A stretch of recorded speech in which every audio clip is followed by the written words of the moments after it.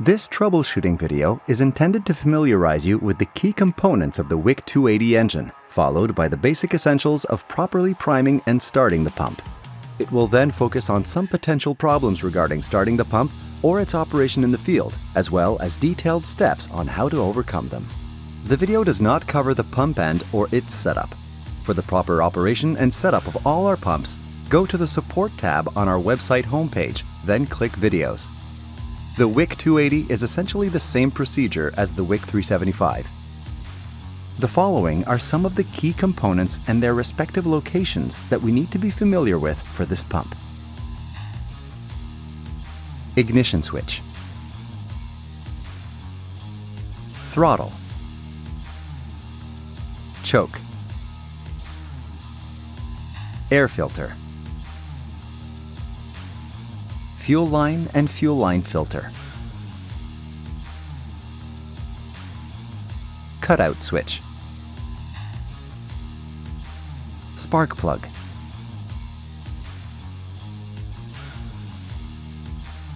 carburetor adjustment screws. If you're having trouble starting the pump, let's start with the basic checks.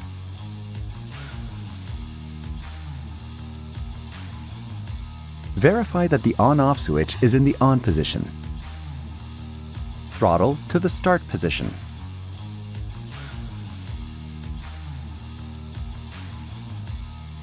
Open the air vent on the fuel tank. This is a critical but an often forgotten step. Before connecting the fuel line to the pump, it's important to first prime the fuel tank line, purging any air in the fuel filter, priming bulb, and fuel line. Here we are using a male Yamaha fitting to facilitate fuel flow back into the fuel tank as we depress the priming bulb. Both the priming bulb and fuel filter must be held in the upright position as demonstrated to purge any air. Now we connect the fuel line to the pump and continue to prime the pump's fuel line until we see fuel flowing through the pump's fuel filter and up to the carburetor. At this point, do not continue priming, otherwise flooding can occur. The fuel priming is now complete.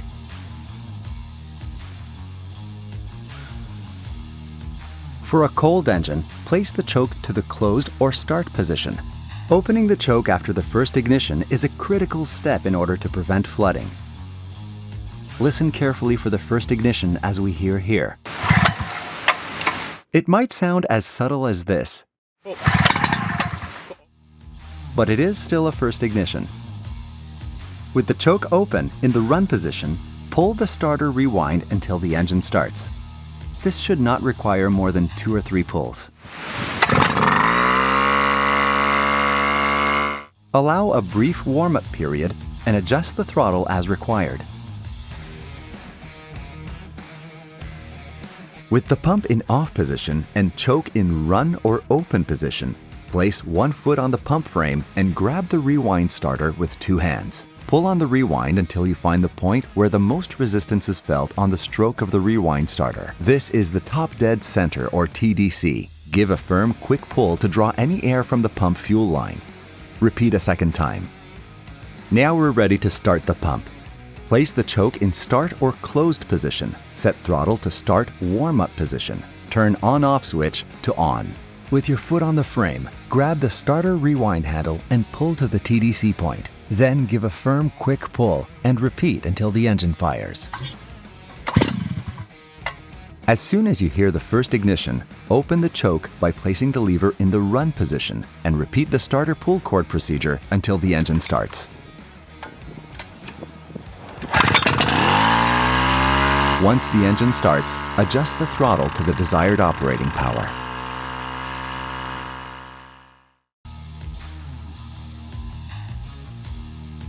Common causes of flooding are choking a hot engine, failure to open the choke after initial ignition, or choking a warm engine, assuming that it required choking.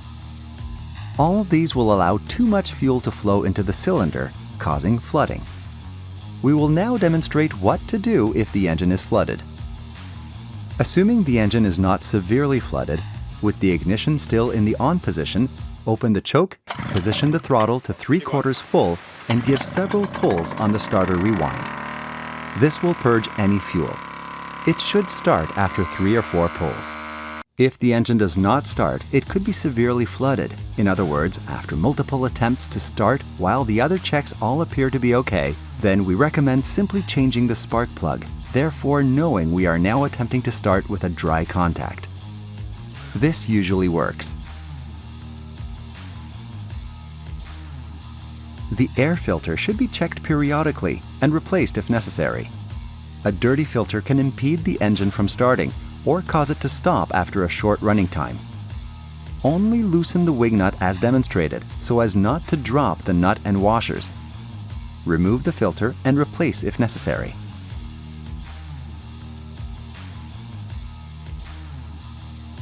A good habit is to always observe the flow of fuel through the fuel filter during priming and operation.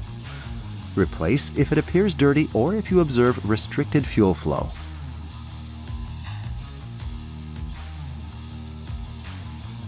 If all the checks appear good and the engine is getting fuel and does not appear to have been flooded, then we should focus on the ignition side by removing and inspecting the spark plug. If no visible defects, then we can validate for a good spark as demonstrated here. Caution must be taken to ground the spark plug away from the opening since there may be gas fumes.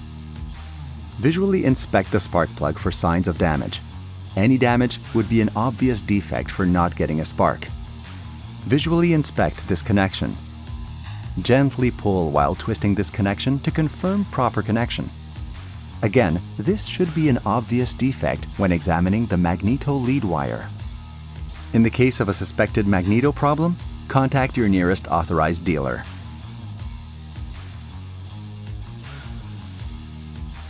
The cutout switch protects the engine by shutting it down if the engine over-revs, for instance, in the case of loss of water prime. This is a rare occurrence, but should be ruled out if the engine is getting air, fuel, good spark, and all other checks are good. To validate, remove the cutout switch connection as demonstrated and repeat the starting procedure. Be advised that disconnecting the cutout switch will disable the overspeed protection, and the engine will no longer be protected against loss of prime. This procedure should only serve as a diagnostic step. Therefore, we do not recommend operating the pump with the cutout switch disconnected.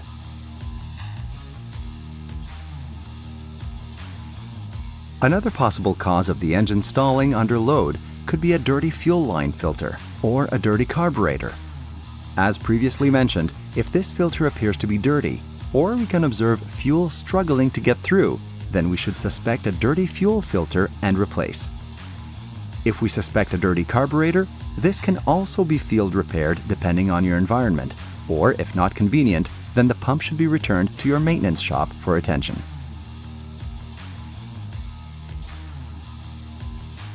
Carburetor adjustments could be another possible cause of the engine stalling under load.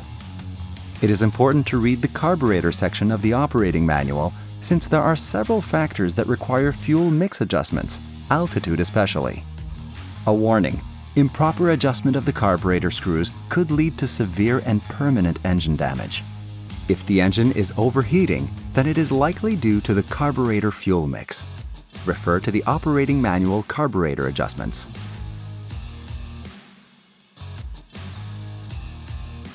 A dirty spark arrestor could also cause the engine to stall under load. The spark arrestor has a screen to prevent sparks from escaping the muffler and can become blocked. It should be inspected periodically, and especially if the engine is struggling to keep running. Remove the spark arrestor, examine, and clean with a sturdy brush as demonstrated.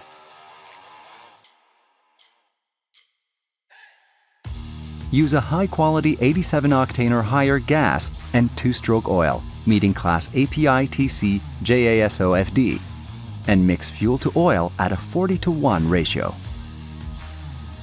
For any questions or further assistance, contact your Mercedes Textiles authorized dealer.